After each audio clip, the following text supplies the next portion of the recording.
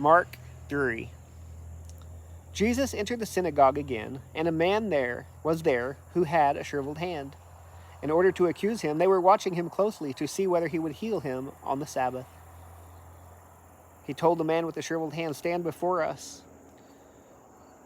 Then he said to them, "Is it lawful to do good on the Sabbath or to do evil, to save life or to kill?" But they were silent. After looking around at them with anger, he was grieved at the hardness of their hearts and told the man, "Stretch out your hand." So he stretched it out, and his hand was restored. Immediately the Pharisees went out and started plotting with the Herodians against him, how they might kill him. Jesus departed with his disciples to the sea, and a large crowd followed from Galilee, and a large crowd followed from Judea, Jerusalem, Idumea, beyond the Jordan, and around Tyre and Sidon.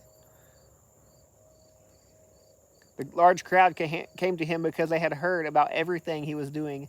Then he told his disciples to have a small boat ready for him so that the crowd wouldn't crush him. Since he had healed many, all who had diseases were pressing toward him to touch him. Whenever the unclean spirit saw him, they fell down before him and cried out, "You are the Son of God." And he would strongly warn them not to make him known. Jesus went up the mountain and summoned those he wanted, and they came to him. He appointed 12, whom he also named apostles, to be with him, to send them out to preach, and to have authority to drive out demons. He appointed the 12. To Simon he gave the name Peter, and to James the son of Zebedee, and to his brother John he gave the name Boanerges, that is, sons of thunder. Andrew, Philip, and Bartholomew, Matthew and Thomas, James the son of Alphaeus, and Thaddeus, Simon the Zealot, and Judas Iscariot, who also betrayed him.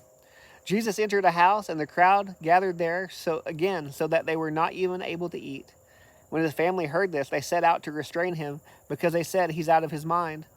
The scribes who had come down from Jerusalem said, "He is possessed by Beelzebul, and he drives out demons by the ruler of the demons." So he summoned them and spoke to them in parables. "How can Satan drive out Satan? If a kingdom is divided against itself, that kingdom cannot stand. If a house is divided against itself, that house cannot stand. And if Satan opposes himself and is divided, he cannot stand, but is finished. But no one can enter a strong man's house and plunder his possessions unless he first ties up the strong man. Then he can plunder his house.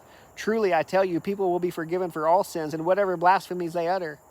But whoever blasphemes against the Holy Spirit never has forgiveness, but is guilty of an eternal sin." Because they were saying, "He has an unclean spirit." His mother and his brother came, and standing outside, they sent word to him and called him. A crowd was sitting around him and told him, "Look, your mothers and your brothers and your sisters are outside asking for you." He replied to them, "Who are my mother and my brothers?" Looking at those sitting in a circle around him, he said, "Here are my mother and my brothers. Whoever does the will of God is my brother and sister and mother."